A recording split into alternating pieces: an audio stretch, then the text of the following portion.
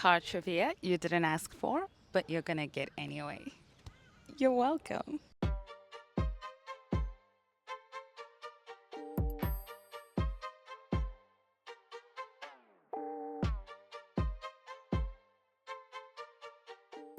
This here is the Volvo XC90 T8 plug-in hybrid all-wheel drive. And at 1.9 million rand, it's not cheap. But here's the thing about the Scandinavian SUV. It's an if you know kind of SUV. It's like an insider's club. It's almost like a little cult in a good way. And today I'm going to tell you why. So even though this generation has been around since around 2015, it still looks fresh. This color is called bright dusk and it changes character based on the light. Sometimes it looks silver, sometimes it looks champagne, sometimes even bronze. And the design is elegant, the proportions are timeless, and they still look fresh. On the front here, you have maybe a medium-sized grille, I would call it. You get Volvo's signature Thor's hammer headlights and a bumper that looks a lot more aggressive than one would expect from a Volvo. All in all, I would 100% say that the stance of this SUV looks very confident and in particular has very elegant road presence. You get 20-inch multi-spoke diamond-cut alloy wheels and pair that with the glossy black mirror caps and the black roof rails, and it gives you presence without looking shouty. So it's not flamboyant like an X5 or a GLE, it's a Scandinavian understatement, and that's exactly the point.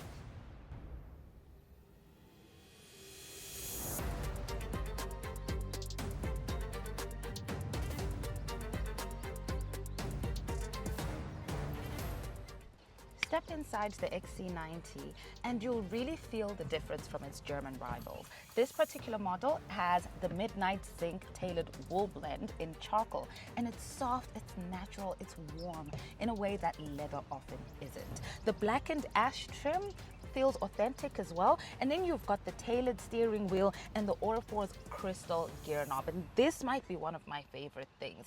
And they feel like small touches, but they really remind you that this is not really a mass market SUV. But on the flip side, cloth seats are going to stain, and it will show very quickly and very easily in a way that leather seats just don't. But unfortunately, not everything hits that same high note. The touches of piano black around the cabin kind of cheapen the experience, and they don't really match the luxurious feel of the rest of this car. The portrait-style infotainment system now runs on Google's Android automotive system. That means you get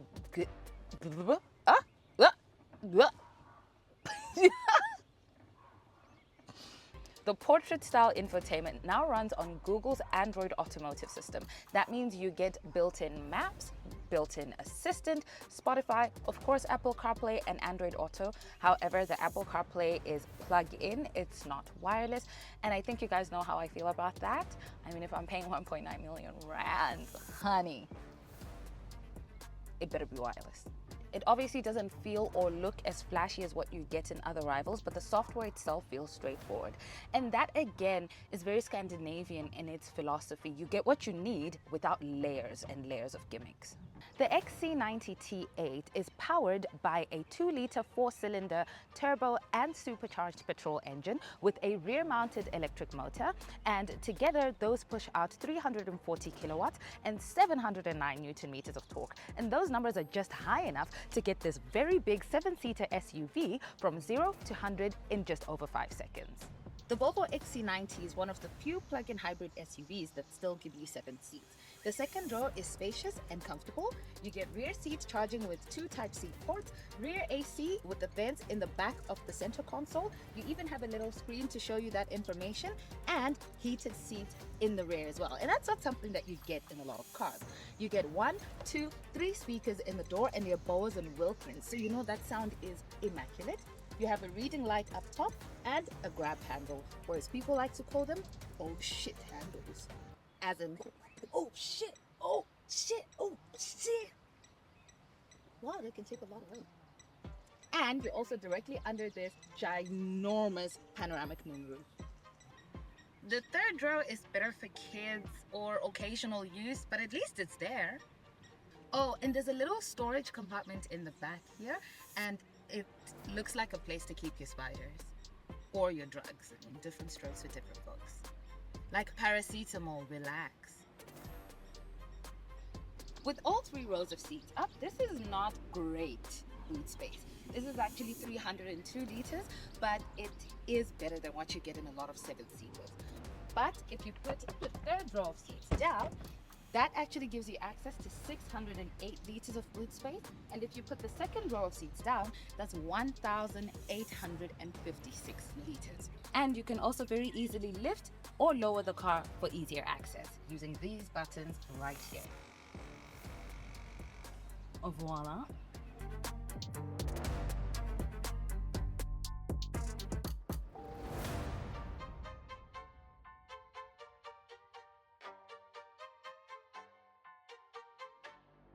So thanks to the XC90's 18.8 kilowatt hour battery, you can get 50 to 60 Ks out of electric power alone, and that's actually enough to cover most daily commutes without even touching the petrol engine, which is phenomenal. Ride quality is very comfortable. It's ever so slightly firm on bumps, or a little firmer than I would have expected it to be. How am I supposed to get past this thing? Oh my goodness. Oh dear Lord. I don't think I can. Oh my gosh. I'm not coming this way again. That was fucking stressful. It's a huge freaking truck in the middle of the road. So you don't really expect that, but this model has air suspension, which is really good. It's really comfortable. It's giving luxury sana. Oh, love it for me. The hybrid and petrol engine switchover sometimes feels a little bit harsh, but other than that, even road noise it's really quiet. The engine itself is really quiet, even when you are on 0% battery, which I was for most of the time. The steering is also quite light, and I appreciate that. It's not sporty, but it's also not too firm. So it's a very easy car to drive. And you also actually have 1-pedal drive in this car. That means that you don't necessarily have to step on the brakes when you're doing low-speed driving, because the minute you take your foot off the brake, the car actually starts to very noticeably slow down. Sir, there's no need to go that fast. It's never that deep. Maybe someone's dying. I don't know. Maybe that guy just whizzed past me. Like, you could have hit me in a Volvo, but I would be safe. But in a Volvo, the nerve. The nerve. The nerve. Anyway, please get your ugly ass car out of my way. The audacity some people have on the roads.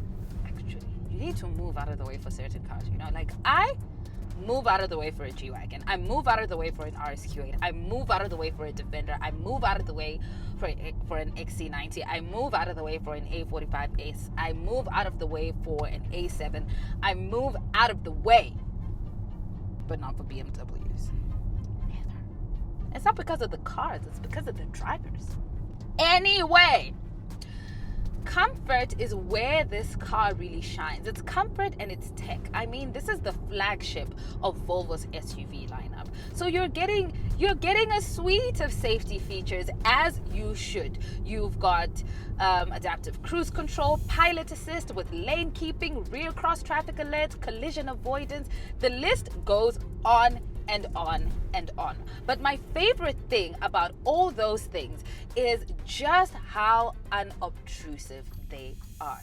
They're not too eager to show you that they're there. The lane assist doesn't even make a noise. It might be a setting, I don't know, but it doesn't even make a noise. It doesn't seem too eager to come into action. And I love that, because for most of the cars that I have driven that have lane assist, I am fighting with the steering wheel because I'm the driver.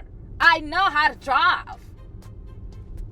But in the XC90, actually, I had that same issue in the EX30. The lane keep felt so aggressive. But in the XC90, it's very, very smooth. It doesn't nag you like what you get in a lot of other cars. And my gosh, has that not been almost my favorite part of this car. And there's also something really cool that I've noticed in this car and in the Cherry Tiggo 7 Pro Max. I know these are two very different cars at very different price points, but if you are at a traffic light and there's a car in front of you, and you know sometimes people zone out or they're looking at something else and they don't realize that the other car has pulled away, it will tell you that you should pull away now, like move your ass. I like that. I quite like it. But I do really appreciate that you get nav info on the driver's display as well, so you don't always have to avert your gaze to your infotainment screen when you're navigating somewhere. It's so handy, it's so useful, and it's also really thoughtful. So this is one of those cars where I don't really question why someone would pay 2 million rand for it. I still feel that it's a little too expensive, but I wouldn't question someone who paid 2 million rand for an XC90. I get it. You're gonna have this car probably for the rest of your life. If you're not the kind of person who likes to change cars every 5 years, you'll have it for the rest of your life. I have a friend who has a 2018 XC90. He absolutely loves his car and he's never had any issues with it.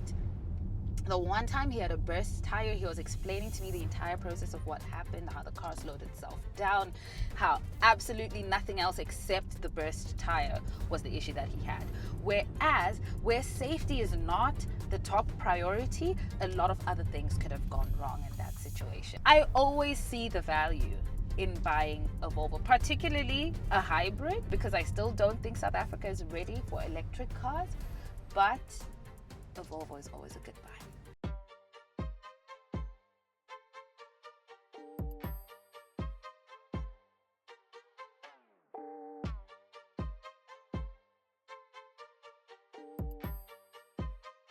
Now let's not muck around. 1.9 million rand is very stiff money.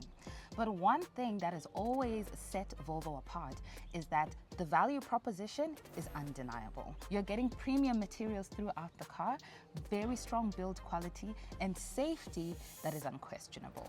As they always say, Volvo is for life, but this is not a Volvo ad. However, I do harbor very strong respect for the brand, because if there's a car that I've always felt is worth its cost, it's a Volvo. However, I still feel that 1.9 million rand is a little too stiff for this SUV. I think a lot of cars in South Africa are undeniably and sometimes unjustifiably expensive. However, I do feel that if I had 2 million rand and I needed to buy a family car, I would absolutely go for this Volvo. But I still feel that the sweet spot would probably be around 1.5 or 1.6 million rand. And speaking of good financial decisions, if you want fast, affordable, and very easy to understand insurance, click the link in my description and get a quote from Naked. Volvo is understated but undeniable luxury. It's one of those cars that make you think whoever is driving it has, they have their shit in order. They have a buffet for breakfast, they have a high credit score, they have Discovery medical aid, their car is insured and so is their house, and they have gap cover, and their mortgage is on auto pay. So if what you're looking for is an SUV that will last you a lifetime, solid build quality, luxury, and to be part of the insiders club without being flashy or shouty, but still making a statement, this is the car for you. However, if what you're looking for is a bit more tech savvy, flashier, louder, if you really want to show up on the haters, you might want to go for a flashier car. Sometimes you gotta pop out and show niggas. I would pop out and show niggas in a Volvo though. Because if the niggas knew, they would know I was popping up.